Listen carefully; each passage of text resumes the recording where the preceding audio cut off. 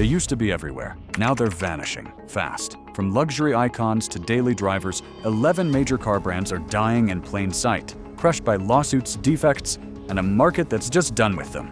The warning signs are all there, if you know where to look. Which brands are already unsellable? Why are repair shops refusing to work on them?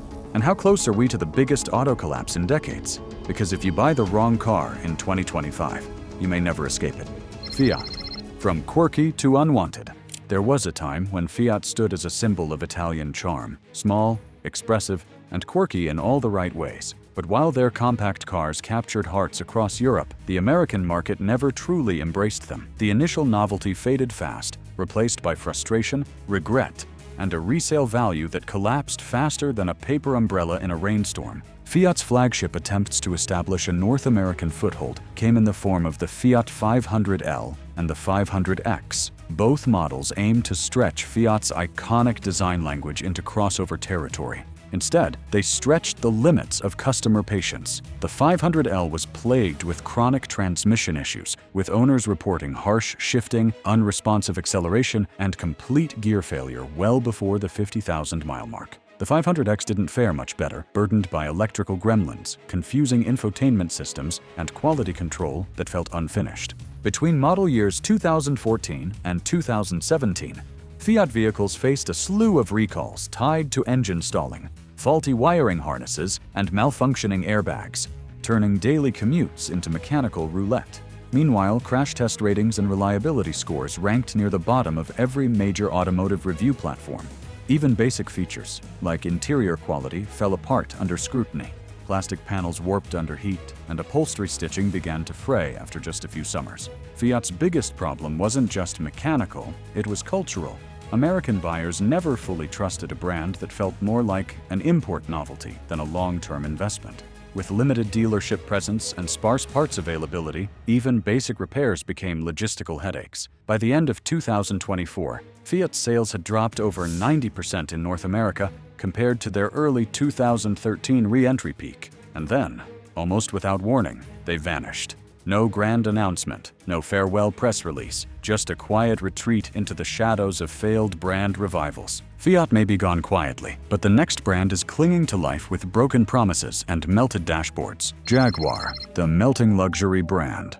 Once the pride of British automotive prestige, Jaguar now feels more like a cautionary tale than a luxury aspiration. For decades, the brand symbolized refinement, power, and elegance. Today, it has become infamous for repair nightmares, failing electronics, and a resale market that treats Jaguar ownership like a gamble few are willing to take. Models like the Jaguar F-Pace and the Jaguar XE promised sleek styling, bold performance, and advanced technology. But what owners received instead was a checklist of problems that turned luxury driving into full-time crisis management. Vehicles built between 2016 and 2020 experienced a particularly sharp decline in quality, with forums overflowing with complaints about system glitches, mechanical failures, and quality inconsistencies that rivaled mass-market econoboxes. The most bizarre of Jaguar's issues might be its interior meltdown. Literally, in hotter climates, drivers reported the steering wheel adhesive leaking onto their hands, creating a sticky mess and an unforgettable first impression. It wasn't just the aesthetics that melted. Infotainment systems regularly froze during navigation, the start-stop function misfired during peak heat, and climate control systems seemed to have minds of their own. Cabin rattles and panel gaps added to the frustration as squeaks infiltrated every corner of what was supposed to be a serene driving environment. Mechanically, Jaguar fared no better. Transmission glitches emerged early in ownership, sensors failed without warning, and oil leaks developed before the 30,000-mile mark. Over a typical 5-year ownership period, many F-Pace drivers reported spending well over $13,000 on repairs, not including routine maintenance. Reliability scores from every major industry source, including J.D. Power and Consumer Reports, consistently ranked Jaguar near the bottom of the luxury segment. Even Jaguar's global sales numbers tell the same story. In 2024, the brand sold only 33,000 units worldwide, an 82% decline from its previous highs. This wasn't just a dip in popularity, it was a full-scale collapse of consumer confidence, brand loyalty, and mechanical dependability. Jaguar gave up on consistency, but our next brand gave up on trying altogether. If this list is hitting close to home, if you've ever owned one of these breakdown machines, smash that like button. And don't forget to subscribe because this collapse isn't slowing down, and the next brand we expose might be sitting in your driveway. Nissan. Once great, now ghosted? There was a time when Nissan stood shoulder to shoulder with Honda and Toyota, offering affordable Japanese engineering with bulletproof reliability and sleek design. It was the car brand you recommended to friends, trusted with family road trips, and relied on for daily commutes. But somewhere along the way, Nissan stopped evolving, and worse, it stopped listening. What was once a symbol of accessible quality has now become a warning sign on four wheels. At the core of Nissan's downfall is the continuously variable transmission, or CVT, once marketed as a technological leap forward. In theory, it offered smoother acceleration and improved fuel efficiency. In reality, it became one of the most infamous drivetrain failures of the modern automotive era. Models like the Rogue and the Altima began experiencing catastrophic transmission issues before reaching 100,000 miles. Owners reported jerking, slipping, delayed engagement, and in many cases, complete transmission failure. The cost to replace these faulty units often ranged from $4,000 to $8,000 United States dollars, depending on location and model year. But the transmission wasn't the only issue. The Nissan Altima also suffered from camshaft sensor failures, intake manifold leaks, and premature catalytic converter breakdowns. The Rogue, despite its popularity, was equally unreliable, plagued by electronic glitches, interior wear issues, and fuel system inconsistencies. These mechanical breakdowns were often compounded by poor dealership support and slow parts availability, frustrating owners even further. Meanwhile, design innovation stagnated. Nissan models began to feel dated the moment they hit the lot, lacking the bold refreshes seen in rivals. Interior materials remained basic, infotainment systems lagged behind competitors, and ride quality was outclassed even by budget-friendly South Korean alternatives. Nissan's US market share has been on a slow, painful decline for years. Consumers who once trusted the brand now view it as a financial risk wrapped in an aging exterior. The company's near bankruptcy in Japan and a 99% drop in annual profits compared to previous years underscored a brand in full-blown identity crisis. If you think that's bad, wait until you see what happened to a company that sold luxury with the soul of a lawnmower. Buick. The quiet disappointment. Buick's legacy spans over a century of automotive history. Once a staple of American luxury, its logo carried the weight of tradition and refinement. But in recent years, Buick has faded, not with scandal or controversy, but with a quiet whimper. It didn't implode in spectacular fashion. It simply stopped being relevant. Today, vehicles like the Buick Encore promise comfort and composure, but deliver headaches, hesitations, and hardware that feels 10 years out of date. At first glance, the Encore seems like a sensible choice: compact, efficient, and moderately upscale. But beneath that restrained exterior lies a series of problems that turn ownership into a drawn-out game of mechanical roulette. From as early as model year 2015, owners began reporting unpredictable failures across multiple systems. Turbocharged engines often struggled under real-world conditions, especially on highway inclines. The result? Sluggish acceleration, hesitation during merging, and a noticeable lack of confidence behind the wheel. The problems didn't stop there. The Encore is also known for widespread electrical issues. Infotainment systems crash mid-drive, dashboard warning lights appear without cause, and reverse cameras flicker or fail entirely. Even climate control systems lose calibration, sometimes blasting hot air on summer days with no way to adjust the settings. These glitches turn basic errands into stressful experiences, particularly for older drivers who represent a large portion of Buick's remaining customer base. Resale value? Virtually non-existent. The Encore ranks among the lowest in the compact crossover segment. 3 years into ownership, Some drivers have watched their vehicle value plummet by over 50%, making it one of the worst performers in its class for depreciation. And while Buick markets the Encore as a smart urban vehicle, it fails to attract younger buyers who view the brand as outdated and uninspired. Even attempts to modernize the Buick lineup with all-electric models and crossover-heavy portfolios have done little to revive its image. The average age of a Buick buyer continues to climb, and without fresh brand appeal, the writing is on the wall. Buick faded with a whisper, but the next one vanished mid-sentence, and barely anyone noticed. Mitsubishi disappeared without a goodbye. There are quiet failures in the auto industry, and then there are vanishing acts so subtle you barely notice the body's gone cold.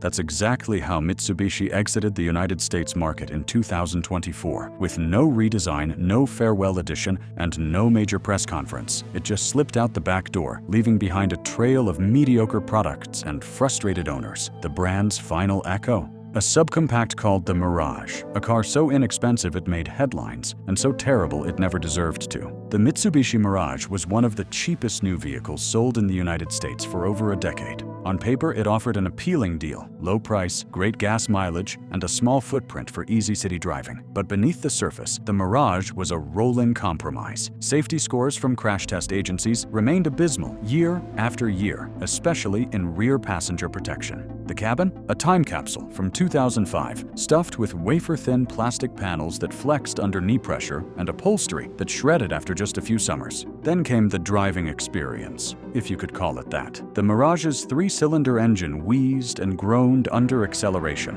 struggled to merge onto highways, and vibrated so violently at idle that passengers often thought something was broken. But that wasn't a malfunction, that was just normal operation. Add to that a sluggish, continuously variable transmission and almost zero insulation from road noise, and the Mirage became less a car and more a mechanical punishment. Critical sensors, including airbag and throttle position systems, frequently failed. Door hinges loosened prematurely. Some owners even reported trouble latching doors securely after only a few thousand miles. Maintenance costs, while low in theory, became irrelevant when visits to the mechanic outnumbered oil changes. And resale? There was none. The Mirage depreciated faster than nearly any other vehicle in the country. By the time Mitsubishi quietly pulled the Mirage from the US lineup in late 2024, almost nobody noticed. And that might be the most telling part of the story. If Mitsubishi was a whisper, our next brand is a scream, one that keeps you awake with ghost alerts and false warnings. Volkswagen. German engineering in decline. Once held up as the gold standard of precision engineering, Volkswagen's reputation has deteriorated into a series of cautionary tales and customer complaints. For decades, owning a Volkswagen meant you were a little different. Someone who appreciated subtle performance, strong design, and a touch of European flair. But in recent years, that narrative has collapsed under the weight of mechanical failures, electrical chaos, and false promises. Two of the brand's most prominent offerings, the Volkswagen Jetta and the Volkswagen Atlas, have become synonymous with reliability concerns. The Jetta, once a favorite among young professionals, now battles transmission problems that feel like sabotage. Owners describe gearboxes that jerk, hesitate, and grind during shifts, particularly in the ironically named Eco mode. These issues often begin well before 60,000 miles and are frequently dismissed by dealerships as normal behavior, leaving drivers feeling gaslit rather than heard. The Atlas, marketed as a premium family sport utility vehicle, fares no better. Engine problems include failing connecting rod bearings, tiny components that, when compromised, can lead to complete engine seizure. And the brake master cylinder? It's a known point of failure that can cause total brake loss without warning. Imagine cruising on the highway with your family and discovering your brakes have vanished. That's not just bad luck, it's a design flaw. Electrical problems round out the list of concerns. From frozen infotainment screens and malfunctioning reverse cameras to phantom dashboard alerts and ghost warnings from driver assistance systems, the Atlas and Jetta offer a non-stop stream of electronic headaches. Add to that a growing backlog in parts availability and repair center appointments, and routine maintenance becomes a multi-week ordeal. Volkswagen's biggest issue isn't just poor execution, it's the betrayal of its promise. German engineering once meant something. It stood for mechanical integrity, longevity, and innovation. Now, it feels like a tagline wrapped around overpriced repairs and digital confusion. Consumer confidence has plummeted, and the resale values reflect it. Volkswagen's illusion is cracking, but next up, a car so unreliable it needs a technician just to unlock the doors. Land Rover, the $10,000 per year.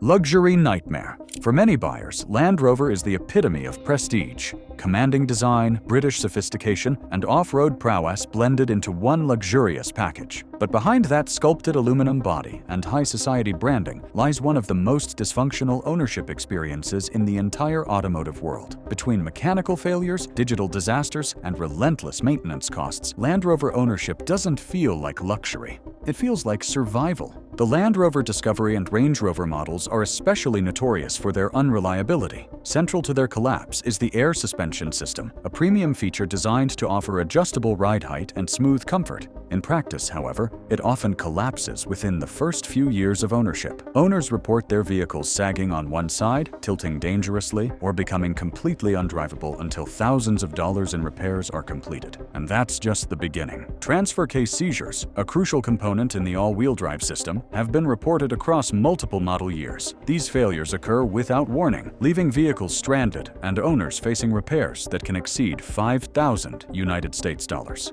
Add to that drivetrain lurching, axle noise, and inconsistent gear shifts, and it becomes clear these vehicles are not engineered for endurance. They're engineered for repair shops. And then come the electronics. Land Rover models are infamous for infotainment failures, blacked-out digital dashboards, and keyless entry systems that randomly lock owners out of their vehicles. Roof leaks destroy headliners and short out internal wiring. Climate control glitches turn cabins into saunas in summer and refrigerators in winter. Every trip becomes a gamble. Will the tech cooperate, or will you spend the day at the service center again? Even routine maintenance is far from routine. Some owners report annual repair bills exceeding $10,000, not including insurance or depreciation. That's more than the yearly payments on a reliable luxury competitor. Once the warranty ends, the financial bleeding intensifies. And don't expect trade-in salvation. Land Rovers depreciate faster than almost any other luxury brand, turning what seemed like a bold status purchase into a long-term financial trap. Land Rover bleeds you slowly, but our next brand punches your wallet in the face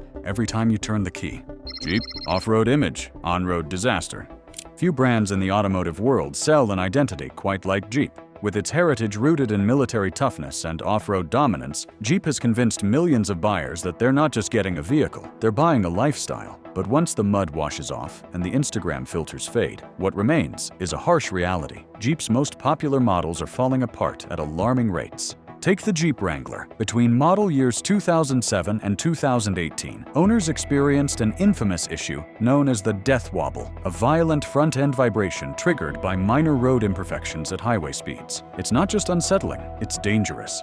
This problem was so widespread it led to 5 separate federal investigations and over 1,500 consumer complaints. The cause? A mix of loose steering geometry, poor suspension tuning, and outdated design carried over through multiple generations. But the issues don't stop there. Wrangler owners frequently report stiff, unsupportive seats, cabin noise levels that make conversations nearly impossible, and basic ride quality that feels more punishing than adventurous. Electrical gremlins plague dashboards, brake systems fail without warning, and steering systems become so loose they feel more like suggestions than commands. All this in a vehicle priced north of $50,000 when fully optioned.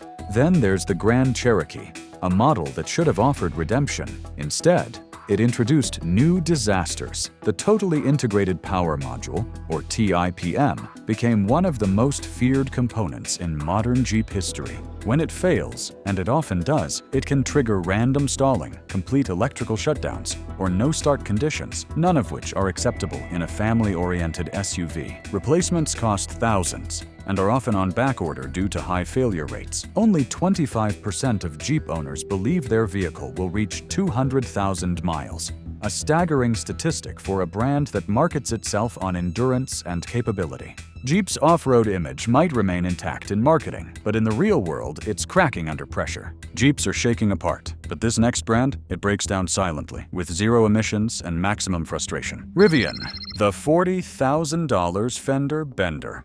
Rivian entered the electric vehicle market like a lightning bolt. Bold, futuristic, and full of promise, the Rivian R1T electric pickup truck was supposed to be the future of sustainable performance. Zero emissions, off-road capability, luxurious interiors, and cutting-edge technology all in one. And for a moment, it looked like Rivian would challenge Tesla and traditional automakers head-on. But that moment was brief.